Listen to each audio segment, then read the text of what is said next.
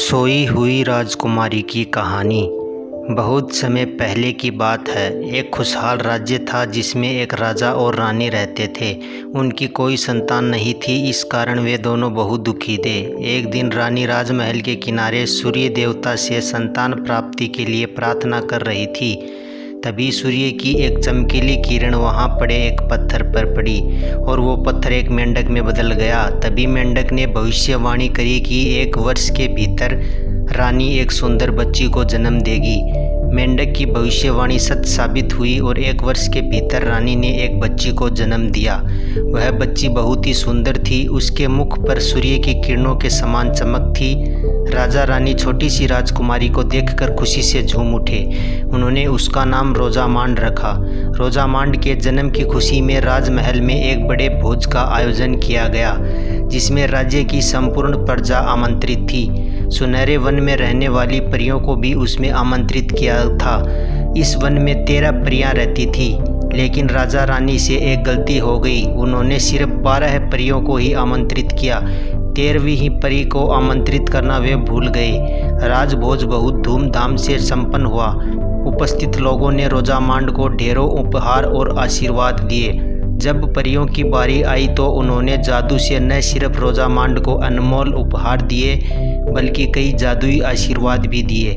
किसी ने बुद्धिमत्ता का, किसी ने सुंदरता का, किसी ने दयालुता का। यह सिलसिला 11वीं ही परी तक चलता रहा। अंत में जब 12वीं ही परी की बारी आई तो उसके आशीर्वाद देने के पहले ही 13वीं ही परी वहां आ गई। 13वीं परी राजा रानी द्वारा उसे राजभोज में आमंत्रित न किए जाने पर बहुत क्रोधित थी। अपने इस अपमान का बदला लेने के लिए उसने रोजामांड को यह श्राप दे दिया कि 16वें जन्मदिन पर रोजामांड की उंगली में एक सुई चुभेगी और वो मर जाएगी। इसके बाद वह बिना एक शब्द कहे वहाँ से चली गई। 13वीं परी के इस श्राप को सुनकर राजा रानी दुखी हो गए। दोनों ने परियों से इसे समाप्त करने का निवेदन किया, लेकिन परियों ने उन्हें बताया कि दिया गया श्राप पूर्णतः समाप्त नहीं किया जा सकता। यह सुनकर वे और ज़्यादा दुखी हो गए। तब 12वीं परी सामने आई। उसका आशीर्वाद अभी शेष था। उसने राजा से कहा, यह सत्य है कि 13वीं परी के श्राप को मैं समाप्त तो नहीं कर सकती, लेकिन अपने आशीर्वाद से उसे कम अवश्य कर सकती हूँ। उसने रोजामांड को आशीर्वाद दिया कि 16वें जन्मदिन पर वह सुई चुभेगी से मरेगी नहीं, बल्कि 100 वर्षों के लिए एक गहरी नींद में सो जाएगी। राजा ने 12वीं परी को धन्यवाद दिया, लेकिन रानी अभी भी उदास थी। उसने परी से कहा, मेरी इच्छा है कि मैं रोजामांड का विवाह किसी सुंदर और वीर राजकुमार के साथ होते हुए देखूं, पर नहीं, क्योंकि जब 100 वर्षों के बाद जब रोजामांड अपनी नींद से जागेगी हम लोग जीवित नहीं रहेंगे। रानी की यह बात सुनकर 12वीं परी ने कहा, रोजामांड के सोने के कुछ देर बाद राजा रानी सहित राज्य की सारी प्रजा और पशु पक्षी भी सो जाएंगे। वे तब तक सोते रहेंगे जब तक रोजामांड सोती रहेगी।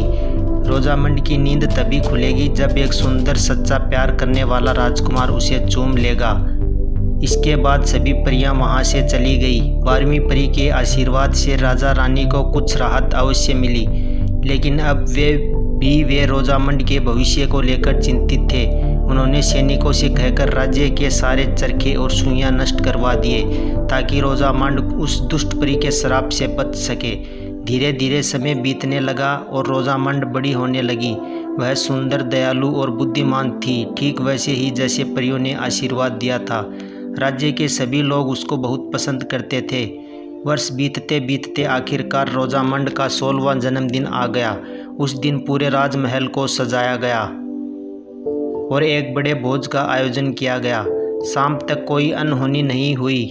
बस रोजामांड के नाना जी का पत्र आया कि उनकी तबीयत बहुत खराब है।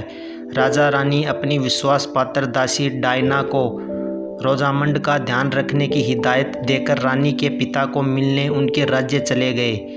शाम का समय था। डायना रसोई में काम कर रही थी। डायना को व्यस्त देख रोजामांड राजमहल के बगीचे में आ गई और खेलने लगी। खेलते खेलते उसकी दृष्टि एक फूल पर बैठी बहुत ही सुंदर सुनहरी तितली पर पड़ी। उस तितली को देखकर वह मोहित हो गई और उसे पकड़ने के लिए उसके पीछे भागी। उड़ते उड़ते वह तितली एक पुरानी ऊंची मीनार में घुस गई। रोजामंड भी उसके पीछे पीछे उस मीनार के अंदर चली गई। अंदर जाते ही रोजामंड देखती है कि एक बूढ़ी औरत उस मीनार में बने एक कमरे में चरखा चला रही थी।